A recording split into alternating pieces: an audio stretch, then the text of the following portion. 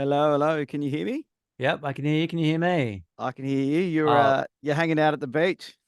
yeah. Well, I mean, I thought it would be a little bit more inspiring than the real background, which is it's my garage. See, I haven't really sort of got myself set up very good for visuals because like the the the the wall that the camera's facing behind me is like the worst wall in the whole studio in my whole garage. Like Yeah. it's just shelving and like bags full of like all the Christmas decorations that just came down yesterday and like kids' toys that don't get used anymore. And it's yeah, it's pretty gross. So So, so the beach it is. beach it is, yeah. Which is, funnily enough, I only the beach is only about 500 meters that way, but I won't be getting there today. So No, what? Okay, yeah. What's the weather like there? Because I've just driven along the freeway from Sydney. I'm about 40 minutes north of Sydney,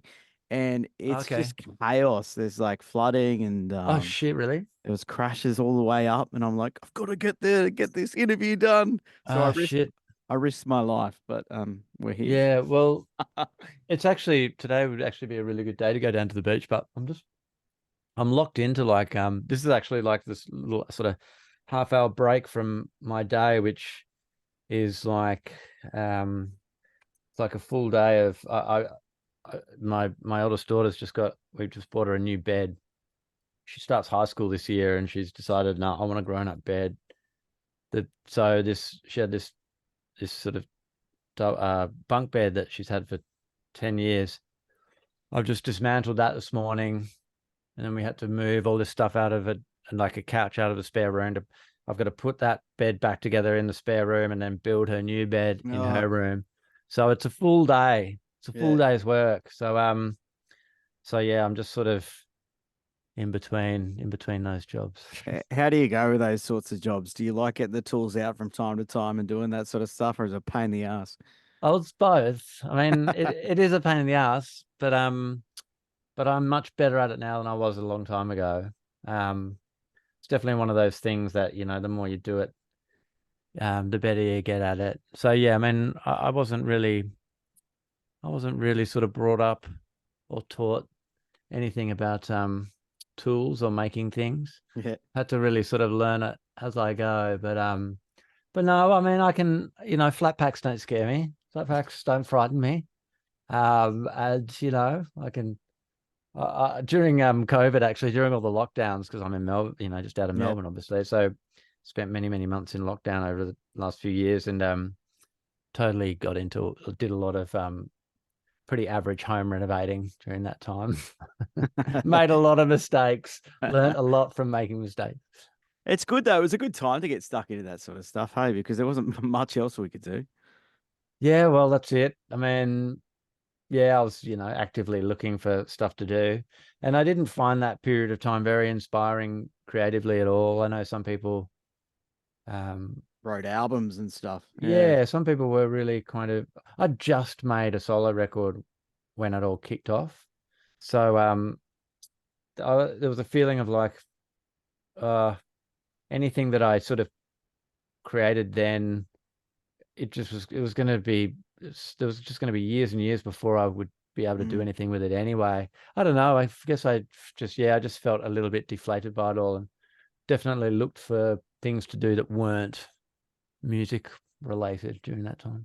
How long before the pandemic did you make that release? Because I know a lot of people I've spoken to on this podcast, they were the same, very deflated at the fact that they, worked their asses off for something, released it, and then all of a sudden couldn't do anything with it. Yeah, yeah. I mean, in a way, I guess I was, I guess after a while I started to kind of look at it more positively, and because yeah, I finished in the studio, and then 2 weeks after I'd finished in the studio, we went into lockdown. Mm. So, after a while, I realized that I was actually really lucky because I'd managed to finish the record before all of that happened. Um, by just a couple of weeks, so I just snuck in there. Otherwise, if I hadn't have finished the album, I wouldn't have been able to make. It would have been so long before I would have been able to get into a studio again. Yeah. So, and because I still had to like mix it and master. There was still a lot of work to do, so it gave me heaps of time to just to really. I had the luxury of almost limitless time to work on artwork and videos and mastering and just all those little things that sometimes when you're working to quite in the past, I've always been used to working to quite tight deadlines with that kind of stuff, and also used to kind of hitting the deadline and going, okay, well, we've hit the deadline, so this is it. It is what it is now. Yeah, you can't change it from there. You Yeah. can't change it. So, but this time around, there were no deadlines. I just had so much time. So I think it actually helped, in that regard, when it did come to releasing stuff and putting stuff out, I was really prepared, had everything ready to go. Everything was exactly how I wanted it to be. So I think the end product was probably better for it in the end.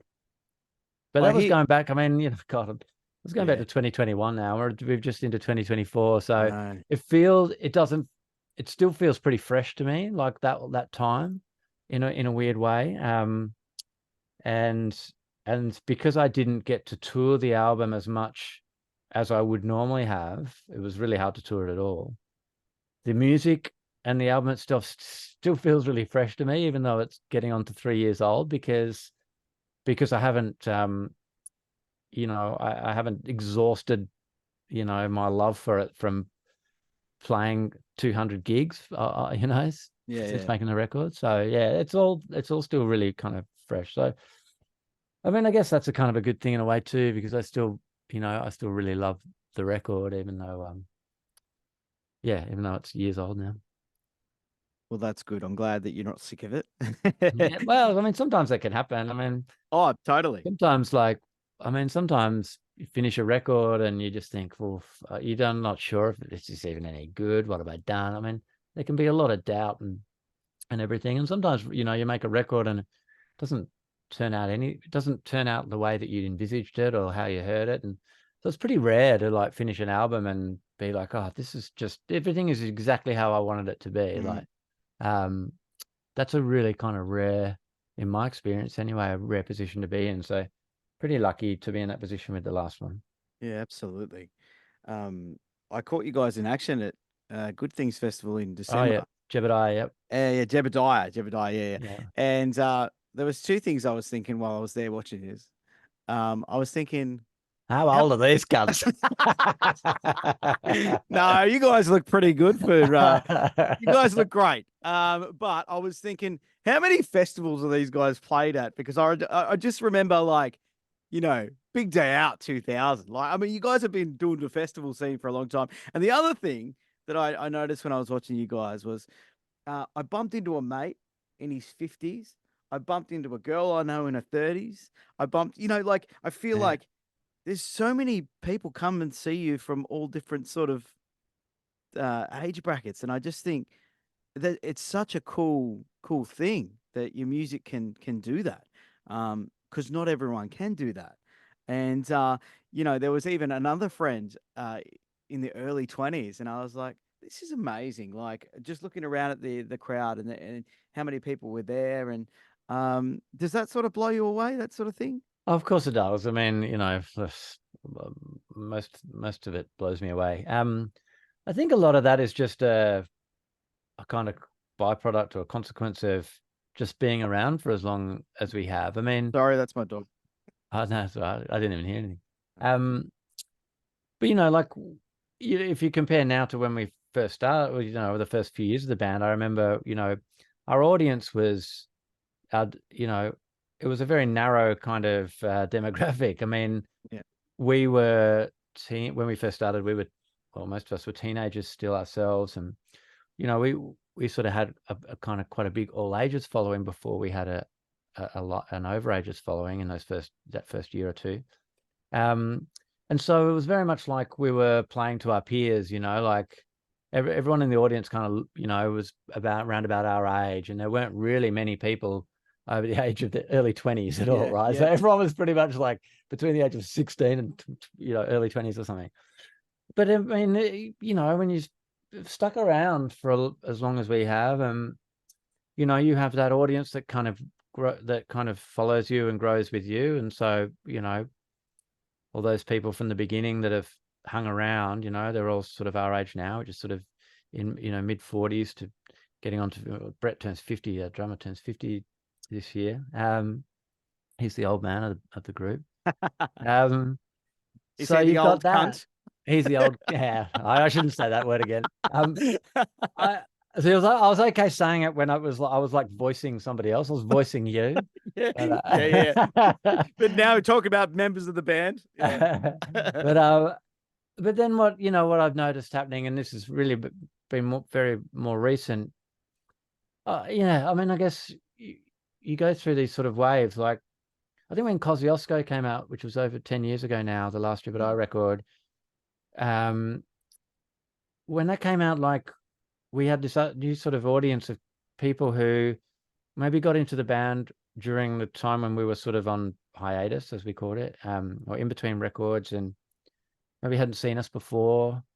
And now we're sort of getting to that age too, where a lot of our fans have got kids who are teenagers, and there's people are coming, bringing their kids to gigs and stuff, especially at festivals, like you mentioned.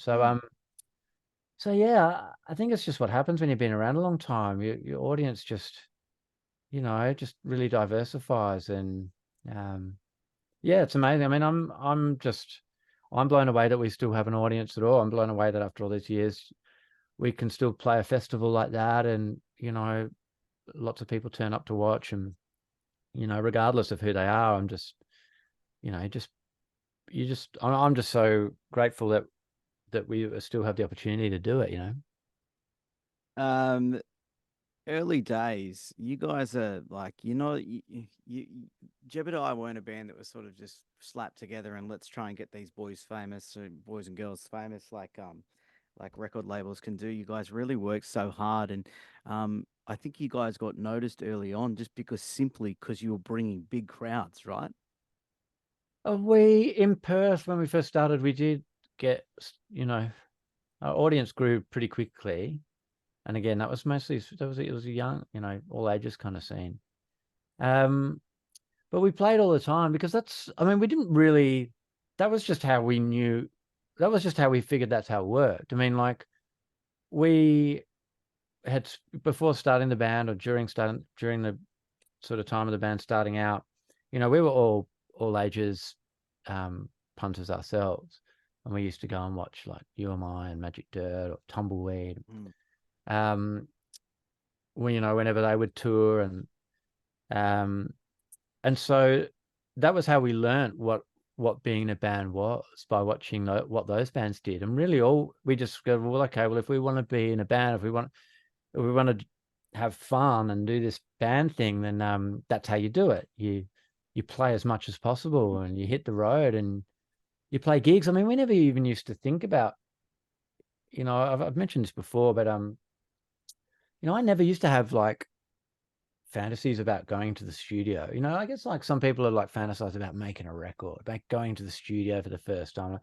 None of that really interested me that much. I mean, I love listening to records and stuff. Was it all But about playing live? it's all about live, man. It Yeah, was yeah. like, I wanted to be in a band because I loved going to gigs and watching bands perform. I love that live scene, and I would watch bands and I go, I want to do that.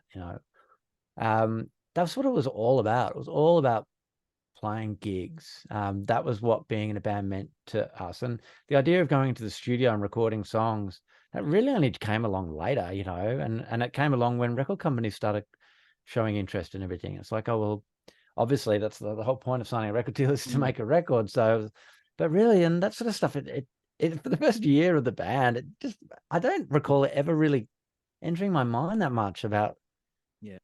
recording music. And it took a long time to, performing live kind of came naturally to us. It took a long time to kind of figure out how to make records, a really long time. I've heard you talk about those early days, and there was one thing that I heard you say. I think you were on the dole very early on, and you were.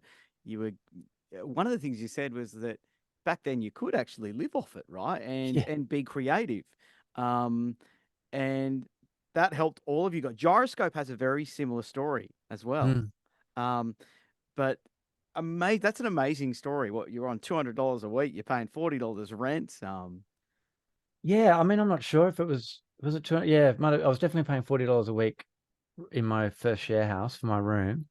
Um, and but yeah, you know, it was incredible that I was on the dole for about a year. The other guys were as well for that period of time. And what the dole provided for me and for our band was a way. It gave us 12 months to of just very basic financial support so that we could pay our rent and put food on the table while we set up what was essentially a business. I mean, you know, Yeah. obviously it didn't feel like that at the time, but we were building this thing together, and I mean, it's, yeah, I just feel like I don't think necessarily that was what the doll was created for specifically, but I think it's a really great example of an idea of like how social welfare can be used for so many different purposes, not just like, you know, to help people when they are unemployed, Mm. but to help people start a business, to help people invest in a creative pursuit that, you know, it takes time to build stuff up and for it to reach a point where it can start to generate, you know, an income and it can start to support itself. I mean, it took a long time before we ever Yeah. started making any proper money, but yeah, being on the dole for those 12 months gave us that ability to do that, and it was very, very effective and useful. And you know, it's a shame that, yeah, we live in a world now where I that kind of thing I'm assuming is just impossible. I Yeah, mean, I think that's why I sort of brought it up. It's like you think about right now with the cost of living and stuff, it is just crazy. yeah. It is crazy. But And, you know, like I think even then, sorry to cut you off, but you know, even then, I think prior to the, you know, because I'm talking about sort of 1995, 1996, you know, but I went to uni, and you know, I was paying heck, you know, for till I quit mm, uni, I had to pay off my uni debt or whatever. If you go back like another 10, 20 years, not only could you live off the dole, but you could also study, and it was free. oh, You know, so I mean, we talk about how, you know, I give this example of, you know, the mid-90s or whatever, and how it was, well, it it was even better than that, I think, a decade or so earlier in terms of what I'm talking about. yeah. So those kind of things have just gotten harder and harder, and um, for people, and I think that's a real problem. And the first record that record, you must have just like, you guys did so well off that first one, and to think the struggles that you're going through, it must have just been that day sort of when you realized that it had done as well as it did or was going to, it must have been such a relief. It wasn't relief. It wasn't relief because I didn't feel like I was struggling. Yeah, You okay. know, like, I mean, yeah, I was having the time of my life. Yeah, yeah, You absolutely. know, this is the thing. I mean, I mean, you know, I had no money and or anything, but I was having a ball because I was in a band with my best friends, and you know, there was just the momentum was just growing all the time, and there was so much kind of excitement and forward momentum keeping us going. Um, and I didn't need anything else, you know. I was having a great time. So, you know, when the record came out, and you know, it charted in the top 10 and everything. I mean, that was a little bit mind blowing, I suppose, because we didn't have those kind of high expectations for the record. And you know, there's also another story that's been told about how, you know, when we might have been at the stage of mixing Slightly Odd Way, and John O'Donnell, our A&R guy from the record company, was hanging out with us, and you know, and he said to us, "Oh, you know, I think we might have a gold record on our hands." And Wow. look, we all laughed. We all broke out in hysterics, just going, "Oh, well, good luck," you know, because just the idea of a gold album, it just all seemed way too unattainable. And like I said before, it wasn't really things that we were thinking about, never really thought about, What gold records and all that kind of what stuff. yeah, yeah. What I did he thought about hit? like being on stage for getting on the big day out. That was like Yeah. way more. That was way more of a dream to me than like selling 100,000 records. Was it something that he heard specifically? Was it a certain song, or did he just listen to it front to back and go, "Hang on"? It I was think I mean, look, I can only assume it was the songs because we didn't. I mean, we were so inexperienced in the studio. We didn't really know what we were doing. But I suppose I've come to kind of realize with a bit of distance from it that record, a slightly odd way. I mean, for better or worse, it captures exactly who we were and how we sounded at that time. mm, And for many many years, I would hear it, and all I would hear is how badly we played, or just you know pretty good for I bad playing. I couldn't really enjoy it. Yeah, right. All I could do is like pick holes in it, because it's because it didn't sound like the records that I was listening to, right? But with time and distance and age, now I realize that that's part of its appeal. That's what people liked about it, because Yeah. it sounded different. And now I realize I'm so glad now that now I can see the value in that. Yeah. It's like, oh, it doesn't sound like other bands. And if we'd have made a record at that age, if I'd have been able to make a record, exactly how I wanted to, it probably would have ended up sounding well. It would have ended up sounding like my heroes at the time, Mm. and it wouldn't have sounded like something different like Jebediah. And so I can kind of appreciate those things now, but I couldn't at the time when I was a kid. I was still a teenager when that record came out. That record came out a month before I turned 20. Far out. Yeah. It's an absolute cracker. And I tell you what, and I hate to be the one that's always like, oh, the good old days, but geez, you came up at such a great time for Australian music. Like when I was looking at that the big day out, Vision, it was so cool to just watch that again. You were playing it, it seemed like you were playing in front of 40, 50,000 people. And it must have blown your mind, you know? It's more, I mean, it's more mind blowing. It was more. I can remember the Sydney, Yeah, that's the which one. I think the one you're talking about. Yeah, so the 2000 Sydney Big Day Out. We'd done their Big Day Out, the full tour, the year before as well in '99. But in 2000 we were on the main stage again, but playing a little bit later. Like about 4 or 5 in the afternoon. So it was a pretty good slot. And you know, I don't really remember that much about the gig. It was all kind of a blur. But I do remember after the gig, you know, later on in the night, we went back to the hotel to shower and freshen up before going to the after party or whatever. And Channel V was on at the time, and we put on Channel V, and they were playing back our set that we just played. And that was when I was like, that was when it hit me. That was Yeah. when I Like was you like, could oh see what you've done. fuck. Yeah, Yeah. yeah. Because when you're in the middle of it, Yep. you've got no perspective on it. Mm. So it's very, very, for me, for us on stage, it was like, yeah, it was a big crowd, but it was kind of, well, we were just playing a gig. We knew it was special, but we were just out there doing what we always did. So yeah, seeing the Vision back at the hotel.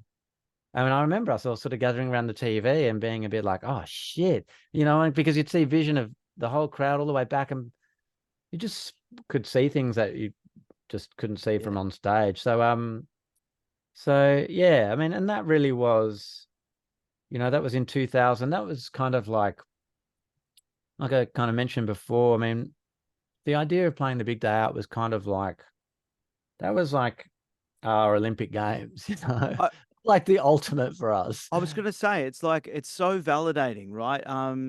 Bands can get on a festival, they can open the festival and no one's there or something, but you guys are playing at a good time.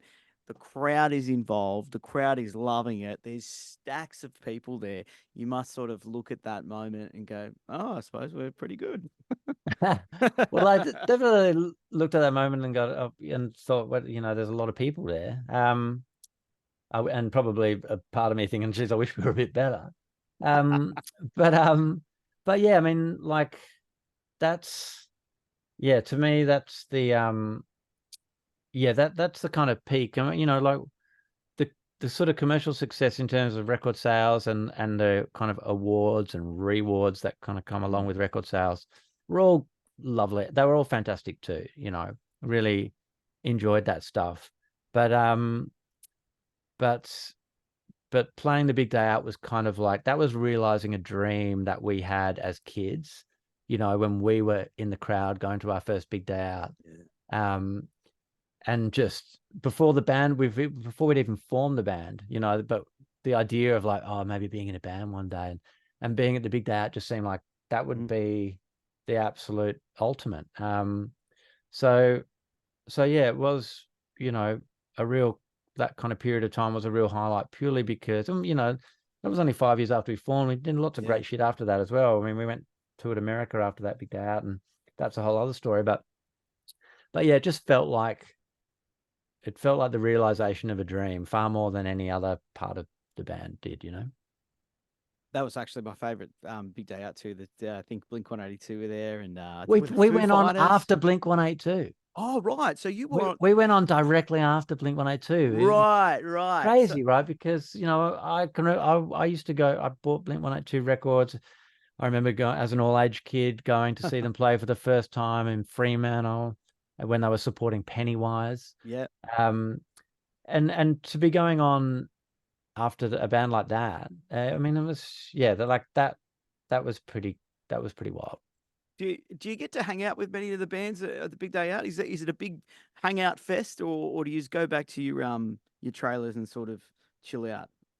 Oh, it's definitely a hangout fest. Yeah. I mean, we always really, it was, we mostly hung out with the Australian bands, to be honest. Like, didn't really ever form. I mean, we met a lot. I briefly met the Blink 182 guys, and so you would meet, whenever I did that tour, lucky enough to have done it a few You did it a times. few times. Yeah. Yeah, and I've done it once as Bob Evans as well, Yeah. years Wow. later. And so you do have the opportunity to meet people that you look up to or that you're a fan of, and that's and that's great fun. But really, like, especially that 99, 2000, those years, it was where we sort of really bonded with other Australian bands and just shared great memories with bands like Magic Dirt or Regurgitate or Powderfinger, Spiderbait, UMI. I mean, all the band in the space of those 2 years. I think we did it again a couple of years after that as well. But in the space of those few years, we shared the big day out touring experience with pretty much every Australian band that we ever loved. Like Body Jar was another one. She had they're was awesome. heaps of fun. Grinspoon. So yeah, I got lots of really just really fun memories of hanging out with a lot of those guys. Yeah, that's fantastic. You've got this ability, whether well, I'm sure you'd enjoy it, but you've got an ability that a lot of people don't have, and that's to be able to write a hit. And I know that you've spoken about you don't even know if you've written a hit. You're just writing songs, getting them together and hoping you've got your best work in front of you, I suppose. But she's like a comet, like such a great tune that came out obviously later. Was it 2011 maybe around that Yeah. period? Yeah. Don't you think it's time with your Bob Evans? Like, tell me about when you're sitting there and you're writing these songs. Is it truly that way? You don't know if it's gonna go anywhere, if it's even gonna see the light of day, or tell me about. Did you ever know that you've got the magic in the bottle? There've been lots of times where I've written a song and thought this is really, really good, and I can see the potential for it. Doesn't always work out that way. I mean, sometimes songs end up becoming more successful than you imagine. Sometimes a song that you think is totally has the potential to do heaps doesn't do that much at all or anything. So I'm not. I guess the only thing I can say is that, you know, from a very right from the start, I found that like if I wrote something and if it was if it excited me, then generally I found that it would excite other people as well. Okay. So from a very early stage, I I was I was able to it was reinforced in my brain that my instincts for that stuff were reliable. You know, like the excitement that I felt from a new song seemed to most of the time translate very quickly to other people, and other people would respond to it.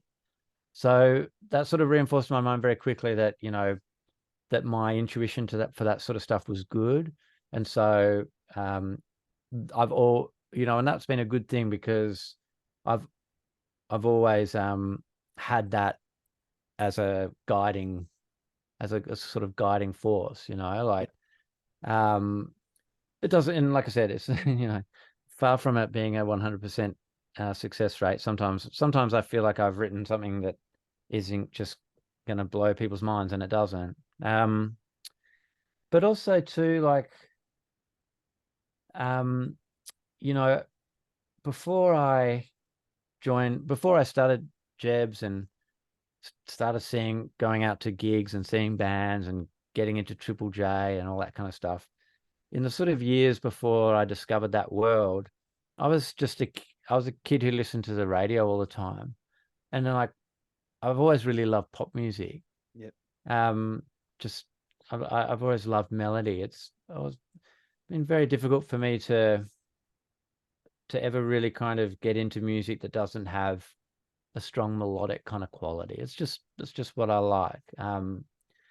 And I, I remember, you know, for the first few years of me where I was writing songs all the time. Every day I was writing songs. I was learning how to do it. And, you know, because when you first start out, you know, you've just got so many ideas, and because you've never done it before, like there's just so much to, you know, you can just write so many songs, you know, as it gets, yeah, it's hard to stay that prolific, I think, over time. But yeah, and I just remember every time I wrote a song, I just wanted it to sound like something that I would hear on the radio. That's not to say I was trying to rip other people off, but it was just I wanted to write songs that had the same quality Yep. as the stuff that I was digging on the radio. And well, and it just so happens that whatever I was hearing on the radio, they're bands, they're singles, they're radio songs, they're the catchy ones, right? So it wasn't until later that I started digging into albums, and my you know, my appreciation for music obviously developed. But as a kid, before that, you know, I just wanted to write memorable, melodic, poppy kind of songs. So I think like when Jebediah formed, and you know, and you know, we were sort of becoming a band, and with its own kind of character and its own personality and sound and everything.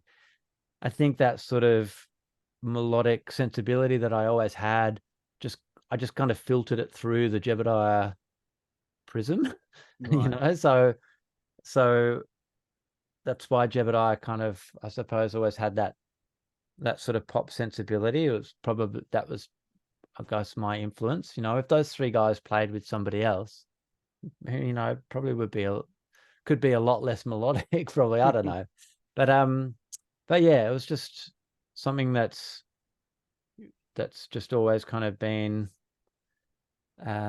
just what I've always liked. You know, just kind of songs that I like writing. Just melodic songs. Did Bob Evans naturally happen because you were writing so many songs? How did it come about? I mean, you're in this kick-ass band that's um, doing really well, and you're punching out hits, and then obviously you took a bit of a break, and then Bob Evans. Is that sort of when Bob Evans came along, or was Bob Evans earlier than that? I think Bob Evans. I think the first Bob Evans gig I did was in 1998. I think so. It was kind of Oh, okay. I Yeah. started doing it very sort of quietly, just around about the time where Jebediah were really starting to take off. Um, you know, my I I think my from what I can remember, my motivations were I was writing a lot of songs on my own on acoustic guitar, which is really what I had been doing when I first started to learn how to write songs for a good sort of 5 years before Jebediah started. I was just, writing songs on my acoustic guitar in my So bedroom at my technically, you dad's were house. Bob Evans first. Well, I guess I think that's kind of where I'm going, is that Yeah. that maybe Bob Evans was kind of me just reconnecting with that, Mm. or reconnecting with this thing that I'd always done. And then Jebediah kind of took over, and you know, I got swept a lot, got really swept away with all of that. But obviously there was still a part of me that still loved just, quiet kind of acoustic songs. And that was sort of in the vein of what I'd been doing before. So I feel like maybe it was, I think, and I knew that like those songs they just weren't Jebediah songs. Mm. They weren't, Jebediah So weren't they got going to to go do them. somewhere, sort of thing. I got to do something with them, Yeah. and so perform again. It was like, well, I'll do some gigs. That just seemed far more natural an idea than I'll make a record. So I just started playing little gigs and called myself Bob Evans so that nobody would make the connection with Jebediah. And I was doing that for 5 years before I felt like maybe I could make a record. Um, so yeah, I mean, I've been doing for Bob Evans for almost as long as Jebediah, really. But it's just been it just took a long time to kind of get to a point where I guess I had the confidence in the songs. And so yeah, it was the second Bob Evans record where it kind of went from just being a sort of side project to being a more sort of fully formed thing on its own. There you go. The Bob Evans story. You've Jebediah's got a record coming out. You've already Yes. got a few singles out at the moment. Yeah. Uh, I think Rubber Man. Uh, it's a bit different, and I really like it. It's really cool. I think the first single you released, it's very much like a rock sort of song, but Yeah. this latest one, I think it was in November. Rubber Man came out. Yeah. Yeah, it's got a Beatles-esque feel to it. It's cool. What's the record going to be like? It's What if really it's really, really varied. And I think yeah, the first song we put out was called Come Up the Bearings, which yes. is probably, out of all the songs on the record, probably the most Jebediah sounding song, Hmm. And then Rubber Man is probably the other extreme. So we felt like putting out those two songs first would give people, I guess, an idea of the sort of breadth of it. It's definitely the most sort of experimental record that we've made.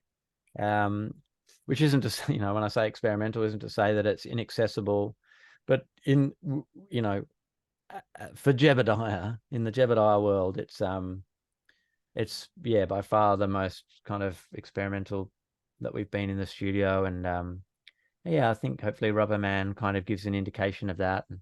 But it goes all over the place, this record. And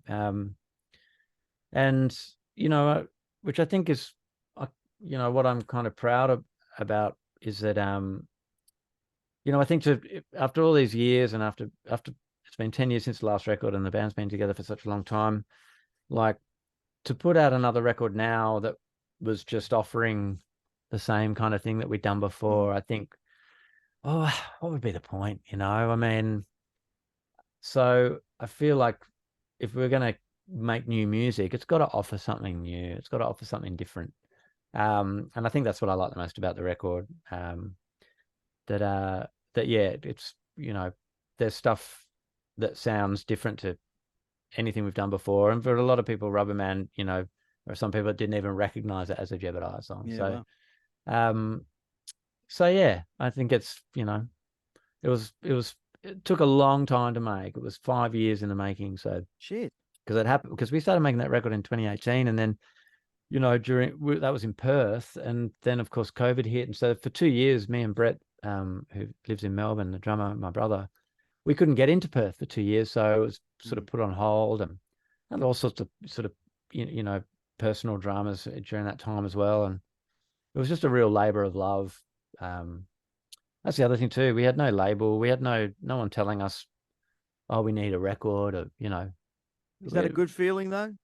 well, yeah, we're doing it we're making music for the same reason that we made music when we first started. That's It's great. for no other reason. It's because it's fun and it's and we enjoy hanging out with each other. And so I think yeah, that also makes me feel confident that we're doing things for the right reasons. Well, I cannot wait for the album. It's out in April, I believe. April 12th, yeah. April 12th. It's going to be a cracker. And what about Bob? Yeah, Yeah, I'm just sort of demoing stuff at the moment. So yeah, I'd like to think that I might have another record ready to go once this Jebediah one's all wrapped up. But yeah, all of this year will be dedicated to Jebediah, and then yeah, maybe I might be ready to make a Bob record next year, hopefully. brilliant. All right, I'll leave you with this one. I was talking to the guys from the Mark of Cain, and Oh, obviously Kim's, their brothers in the band. yeah. How do you go being in a band with your brother? I mean, it's it's a bit sickly to, but given that there's a I guess a famous kind of history of brothers in bands and being tumultuous but but I've really enjoyed being in a band with my older brother. I think we don't really have personalities we don't have combative kind of personalities to start Mhm. with. Um, and we didn't grow up, competitively, I mean, um, and there's a lot of things about being in a band that can be difficult, like touring for long periods of time. Just going through the experience of being in a band, being in a touring band, it can throw up a lot of stuff that can be quite a challenge. Um, You just and don't fight. we've very rarely. Yeah, No, yeah, on the contrary, I've found him to be a great support on the road. When just having a family member, having a brother, um, yeah. I suppose it's comforting, isn't it? there's a real comfort to that. And it's like you've always got that link to home, to family, wherever you go. Um, and you've always got someone there who knows you better than anybody else in the world. Mm. And having that on the road, I think I think it's really helped. It's helped make make some of the more difficult times a lot easier. Yeah, and he's got to have your back, no, even if you're in the wrong, right? Well, that's the thing, about brothers. It's like, you can bag them out or say things about them, but if anybody else bags them out, you're the Yeah, you. first one that's just like, hey, you're the first one to kind of come to their defense. So that's kind of the brotherly kind of relationship that we have, and yeah, it's also too like different to friend. I mean, look, Chris and Ness are like brother and sister to me Mm, now. Anyway, I mean, God, we've been living in each other's pockets since we were in high school. wow. So they're pretty. They feel like family to me as well. But with Brett, like you can say things to each other, and it's just so easy to kind of get past stuff. Mm. Like he can say like he can say awful things about me to my face, and I'll just laugh.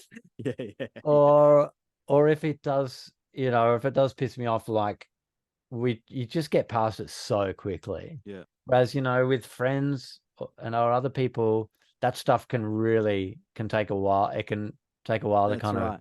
It's a get different past it. sort of, yeah, it's definitely a different vibe if someone else is saying the things. I've got three brothers, Yeah. so I always wonder that. Like, one of them likes to play music, and I'm like, and I play in a band as well. But I was like, I don't think I could do it with my brother. But then Yeah, again, yeah. yeah, you know, Yeah, I mean, he pisses me off. I mean, that's the thing. Like, he probably frustrates me the most out of anyone in the band, yeah. you know. Um, but um, but yeah, it's just, it's yeah, it's just kind of easy. So yeah. There you go.